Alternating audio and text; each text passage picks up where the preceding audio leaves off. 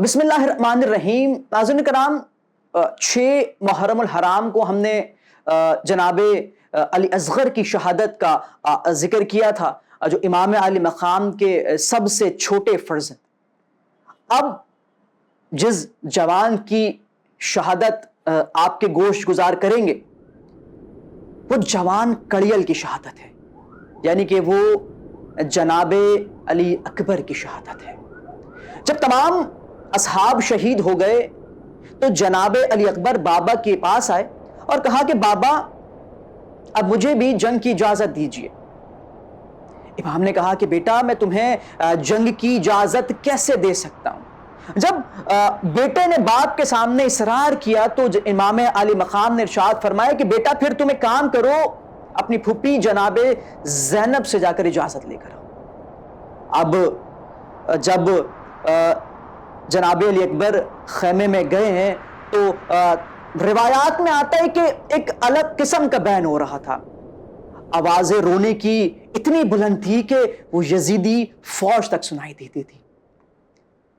شاید اتنے جوان تھے علی اکبر کے بیبیاں تیار ہی نہ تھی کہ جناب علی اکبر کو اب میدان جنگ میں بھیجا، کیونکہ صبح سے اب تک جو جاتا تھا وہ واپس نہ آتا تھا. لیکن تاریخ کربلا میں اگر کسی شہید کو کوئی امتیاز حاصل ہے تو وہ جناب علی اکبر ہے، اور وہ امتیاز یہ ہے کہ جناب علی اکبر پہلی مرتبہ میدان جنگ میں جا کر واپس آئے ہیں اور دوسری مرتبہ پھر گئے ہیں اور اس کے بعد شہید ہوئے ہیں. جناب علی اکبر نے پھوپھیوں سے بیبیوں سے اجازت لی. اب جب جناب علی اکبر خیمے کے باہر آئے ہیں تو شاعر کہتا ہے کہ ایک چاند تھا بدلی میں چھپتا تھا نکلتا تھا، پردہ در خیمہ کا کبھی گرتا تھا کبھی اٹھتا تھا. امام علی مقام نے جناب علی اکبر کو اپنے ہاتھوں سے تیار کیا، گھوڑے کی پشت پر بیٹھایا اور میدان میں روانہ کر دیا. اب جو جناب علی اکبر گھوڑے کی رفتار کو تیز کرتے تھے ایسا معلوم ہوتا تھا کہ پیچھے کوئی بھاگتا ہوا آ رہا ہے. علی اکبر نے پیچھے مڑ کر ایک نگاہ ڈالی تو دیکھا کہ بوڑھا باپ پیچھے آ رہا ہے. بابا آپ نے تو ہمیں اجازت دے دی تھی. امام نے فرمایا کہ بیٹا علی اکبر، کاش تمہارا بھی کوئی تم جیسا جوان بیٹا ہوتا تو پھر میں تم سے پوچھتا کہ تم پر کیا بیت رہی ہے. بابا ہمیں اجازت دے دیجیے. اب بابا نے اجازت دی. شیر خدا کا یہ پوتا میدان جنگ میں جاتا ہے اور خوب جنگ کی، کمال جنگ کی. امام علی مقام نے جناب فضہ سے ارشاد فرمایا کہ اما فضہ، اس کی ماں سے کہو کہ اس کے لیے دعا کرے، ہم ایک مرتبہ اپنے بیٹے کو دیکھنا چاہتے ہیں. اب شاید لکھنے والے نے بہت خوب لکھا ہے کہ شاید ام لیلہ نے سجدے میں سر رکھا ہو یا غالباً سر پہ قرآن رکھا ہو اور فرمایا ہو کہ یعقوب کو یوسف سے ملانے والے مجھے میرا علی اکبر ملوا دے. ماں نے دعا کی ہے. ماں دعا سے فارغ ہوتے دیکھتی ہے کہ جو بیٹا ہے وہ باپ سے مخاطب ہو رہا ہے. بیٹا کیا ہوا؟ بابا جان شدت پیاس ماری جا رہی ہے، اگر 2 گھونٹ پانی مل جاتا تو میں ان کو بتاتا کہ میں کس شیر خدا کا پوتا ہوں، میں ان کو بتاتا کہ میری تربیت کس عباس نے کی ہے. امام نے کہا کہ بیٹا پانی تو موجود نہیں ہے، ایک کام کرو اپنی زبان میری زبان میں دے دو.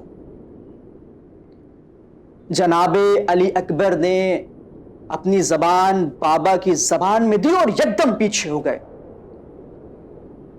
کیا ہوا علی اکبر؟ بابا آپ کی زبان تو مجھ سے بھی زیادہ خشک ہو رہی ہے. جناب علی اکبر دوبارہ روانہ ہوئے. امام علی مقام نے ارشاد فرمایا کہ اب تمہیں تمہارے نانا سیراب کریں گے.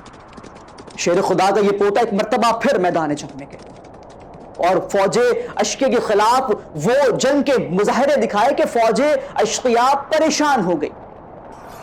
جنگ لڑتے جاتے اور کمال جنگ لڑ رہے ہیں. لیکن اب وقت رخصت قریب آ چکا تھا. ایک شقی القلب نے ایک نیزہ آپ کے جگر میں مارا. آپ گھوڑے کی پشت پر سنبھل نہ سکے اور زمین پر آ گئے. آپ نے آواز دی، صدا دی کہ بابا میری مدد کو پہنچے، بابا میرا آخری سلام لیجئے. امام علی مقام دو روایاتیں ہیں. ایک روایات میں آتا ہے، ایک روایت میں ہے کہ امام علی مقام گھوڑے پر سوار ہوئے، جناب علی اکبر کے مقام تک پہنچے، اور دوسری روایات میں آتا ہے کہ آپ پیدل بھاگے. جب قریب پہنچے تو امام علی مقام کبھی گرتے تھے اور کبھی اٹھتے تھے. آپ نے صدا دی کہ بیٹا علی اکبر ہمیں آواز دو، ہمیں کچھ دکھائی نہیں دے رہا ہے. جناب علی اکبر نے صدا دی.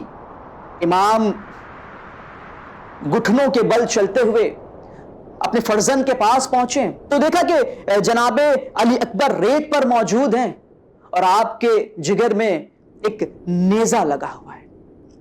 آپ نے نیزے کو نکالنا چاہا مگر شدت تکلیف سے جناب علی اکبر نے ایڑیاں رگڑی. امام نے کہا کہ بیٹا برداشت کرو. امام نے وہ نیزہ جناب علی اکبر کے جگر سے نکالا.